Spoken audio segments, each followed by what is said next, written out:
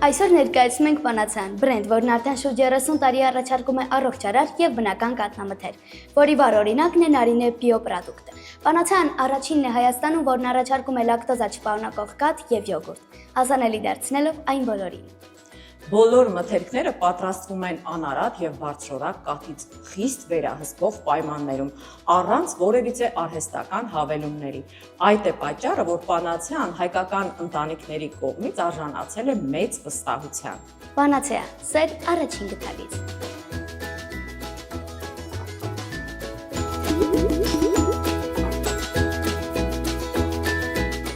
Բարև ձեզ մեր շատ սիրելի փոքրիկներ։ Ողջույն սիրելի երեխաներ։ Հեքիաթի սենյակից ձեզ են ողջունում Արևիկը եւ Լիլիթը։ Ինչպես միշտ սիրելի փոքրիկներ, մենք ձեզ ամեն շաբաթ կարոտում ենք, դրա համար էլ բաց մի թողեք մեր հաղորդումները, որովհետև վստահ եմ, որ դուք եք սպասում հեքիաթի սենյակին։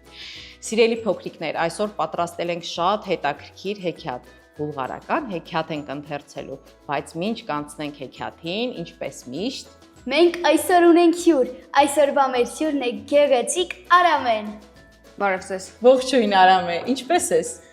Լավ եմ, դուք ինչպես եք։ Լավ, շնորհակալություն։ Արամե, շատ շնորհակալ ենք, որ դու այսօր եկել ես մեզ հյուր։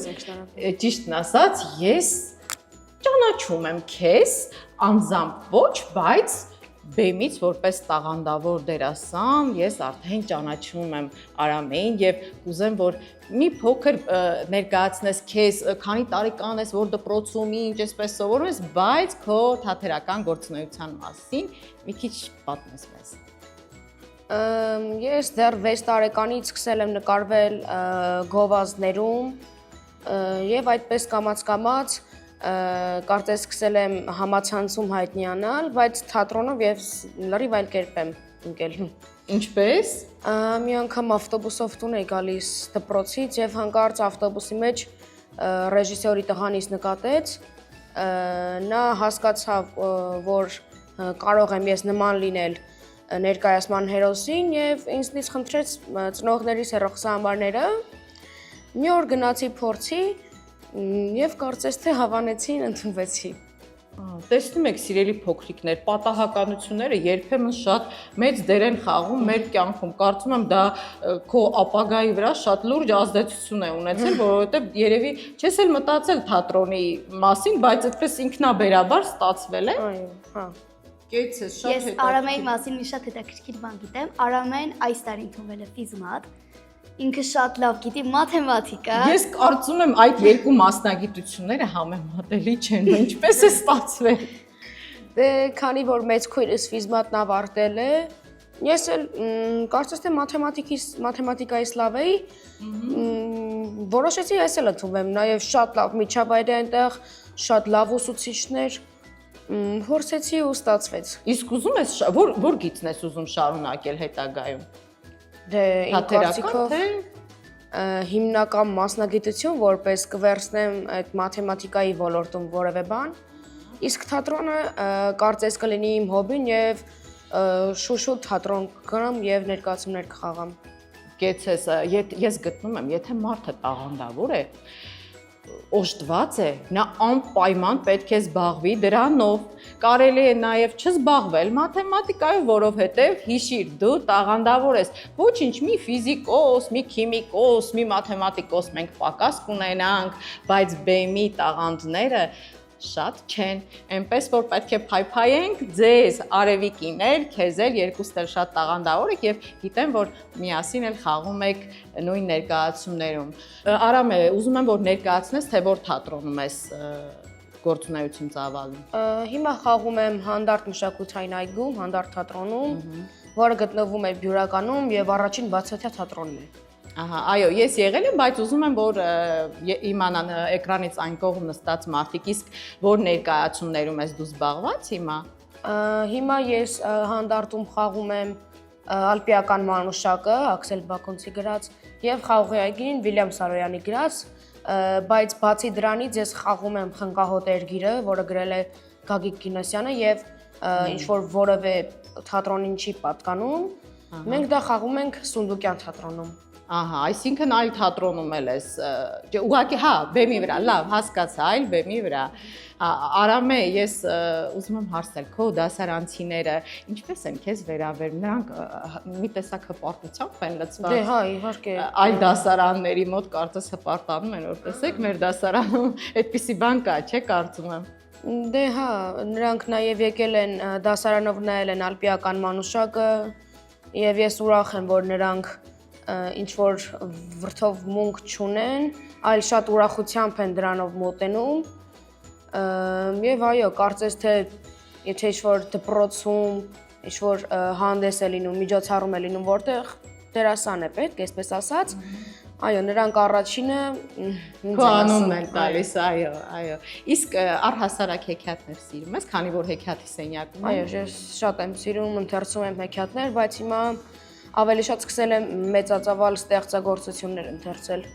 Այո, տարիքի հետ կապված արդեն անցնում ենք այլ ստեղ, բայց հեքիաթները թող միշտ քո միշտ էլ կյանքում կան, լինեն։ Այո, դրանք շատ կարևոր են։ Արևիկ, իսկ միասին Արամեի հետ ո՞ր ներկայացումում եք զբաղված դուք։ Խաղողի այգին։ Խաղողի այգին ես դա դեռ չեմ նայել, բայց անպայման կնայեմ։ Նոր ներկայացում է։ Այո, նոր ներկայացում է, դեռ չեմ հասցրել, բայց իհարկե ալպիական մանուշակը ես հասցրել եմ դիտել։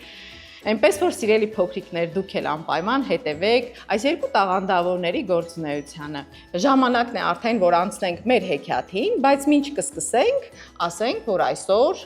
Մեզ հետ կլինի Մարիա Էլզան, Դարելյան Art Studio-ի սանը, ով կպատկերի ինքնընտրած հերոսին կամ հերոսներին։ Եվ իհարկե չմոռանանք շնորհակալություն հայտնել Panacea պրոդուկտին, որը ներկայանում է համեղ եւ բազմատեսակ յոգուրտներով։ Եվ իհարկե Կլուբ Կապիտալին ենք շնորհակալություն հայտնում հաղորդմանը աջակցելու համար։ Դե ինչ, ես կսկսեմ երեխաներ։ Բուլղարական հեքիաթ ենք այսօր կարդալու, որը կոչվում է Ոսկուց թանկ 3 խորհուրդ։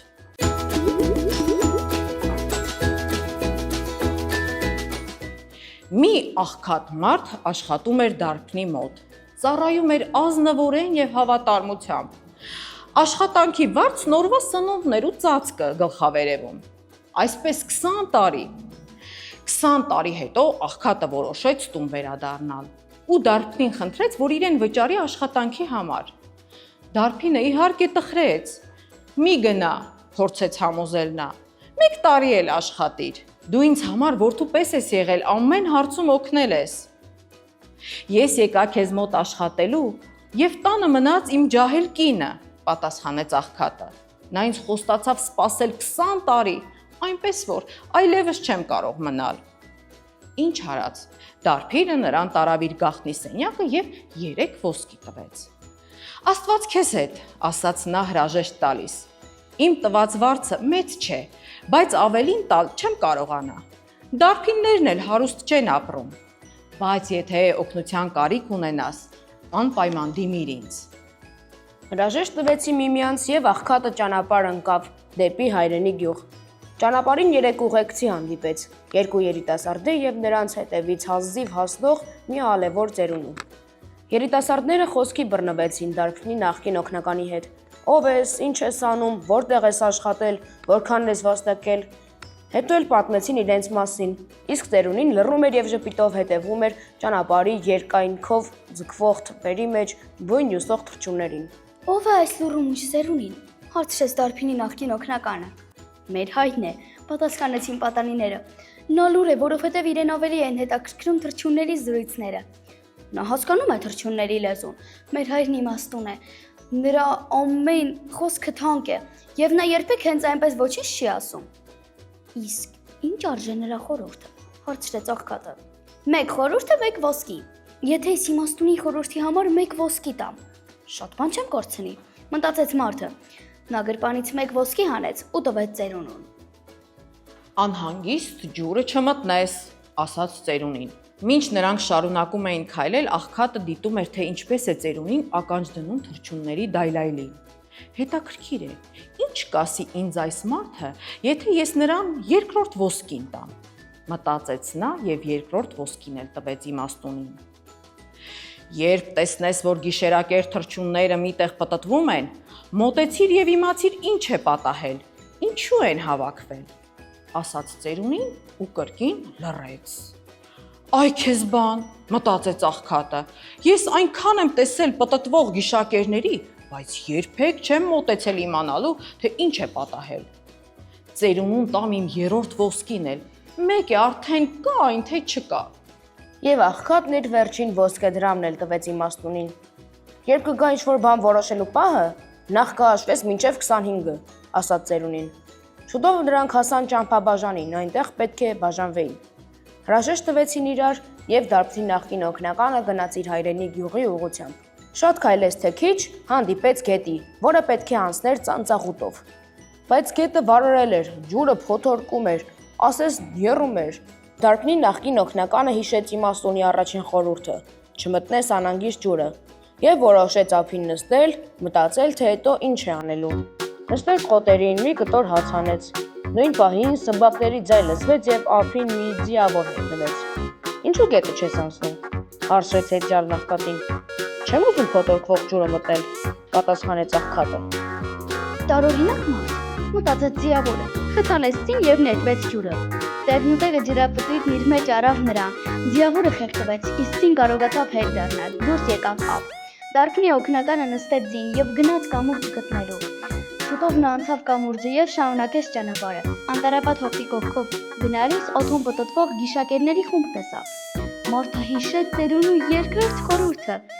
Ճանապարհից շեղվեց եւ ձին քշեց, տեսնելու թե ինչ է պատահել։ Տեսավ երեք ձի, դրանց մոտ ատրճանակներ եւ մի պորկ մեջը լիքը ոսկի։ Մահացածներն ավազակներ էին, որոնք չէին կարողացել ոսկին իրար մեջ բաժանել։ Իջել էին եւ սպանել մեկ-մեկով։ Դարբնի նախկին աշակերտը վերցրեց պարկով ոսկին ու շարունակեց ճանապարհը։ Վերջապես հասավ իր հարազատ գյուղը։ Նախքան տուն մտնելը մարդը որոշեց ներս նայել պատուհանից։ Նայեց եւ ինչ տեսավ։ Տոնական սեղան է պատրաստված, իսկ սեղանի մոտ նստած են իր կինն ու մի անծանոթ տղամարդ։ Տղամարդը թիկունքով դեպի պատուհանն է նստած։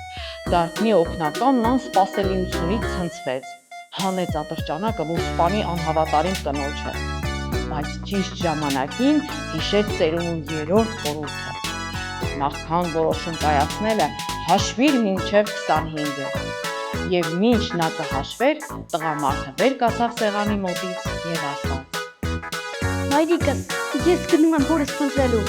այսքան տարի էլ չենք տեսել նրան։ Երբ նա գնաց, որդի, դու 3 ամսական էիր, 20 տարի է անցել, ասաց կինը։ Այս ամենը լսելով Դարբնի օգնականը հասկացավ ծերունու երրորդ խորհրդի կարևորությունը։ Քիչ մնաց փորձանք բերեի, գոչեց մարդն ու գրկեց հարազատների։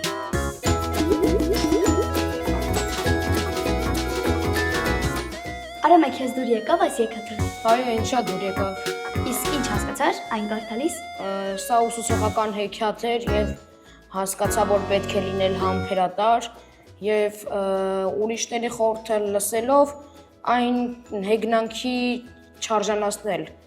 Ահա, եթե զգում ես, որ սրտացավ ինչ-որ մեկն է ճիշտ խորհուրդ է, այնուամենայնիվ պետք է լսել այդ խորհուրդները։ Մենք հեքիաթներ ենք ընթերցել հեքիաթի սենյակում, որ այդ խորհուրդների պատճառով վատ բաներ են տեղի ունեցել, եւ խորհուրդ ենք տալիս երեխաներին ամեն մեկի խորհուրդը չլսել, բայց կարևոր մարդկանց եւ իմաստուն մարդկանց խորհուրդները, այո, միշտ պետք է լսել, որպեսզի փորձանքի մեջ չընկնենք։ Արամ է, ինչ որ բան կասես երեխաներին, ինչ անեն, ինչով զբաղվեն, ընդհանրապես, իրենց առօրյան ինչով լցնեն։ Պետք է դրսում խաղալ, գրքեր կարդալ, հեքիաթներ կարդալ, փորձել այդ հեքիաթներից որևէ բան ստանալ, վերլուծել միտքը, բայց ոչ միայն հեքիաթներ, նաև առակներ, բալադներ, ստեղծագործություններ եւ բանաստեղծություններ։ Ես կարծում եմ Արամեն այս դարաշրջանում չի ապրում, նա թվարկեց այն ամենը, ինչ որ իմ մանկության տարիներին էր տեղի ունենում, մենք ամբողջ օրը խաղում էինք բակում, դե իհարկե նաև ընթերցում էինք։ Կեցես Արամե, ես գերագույն հաճույք ստացա այս հաղորդումից, որտեվ այս տարիքում արդեն լինել այսքան իմաստուն եւ այսքան գործ ունենալ քիչ է պատահում։ Արևիկ, ինչ որ բան ունես ընկերոջդ մաղթելու։ Ես ձեզ երկուսիդ մաղթում եմ, որ միշտ բեմում լինեք երկուստ էլ եւ ես էլ գամ եւ դիտեմ ձեր ներկայացումը։ Մենք քեզ անպայման կհրավիրենք։ Դե ես սպասում եմ եւ չմոռանանք նաեւ հիշեցնել, որ այս ընթացքում մեզ հետ են Դանելյան Art Studio-ի Սան, Մարիա Էլզան։ Իսկ հիմա տեսնենք, թե որ հերոսին է նա պատկերել։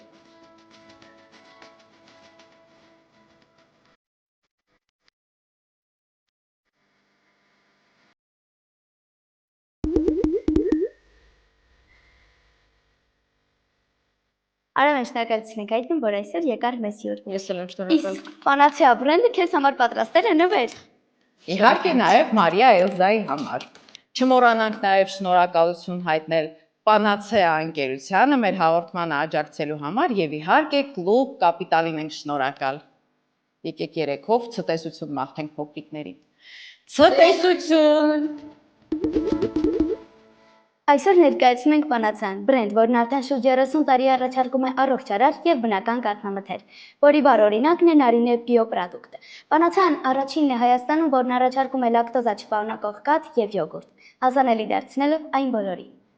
Բոլոր մթերքները պատրաստվում են անարատ եւ բարձրորակ կաթից խիստ վերահսկող պայմաններում, առանց որևիցե արհեստական հավելումների։ Այդ է պատճառը, որ Պանացեան հայկական ընտանիքների կողմից արժանացել է մեծ վստահության։ Պանացեա, սեր առաջին գտարի։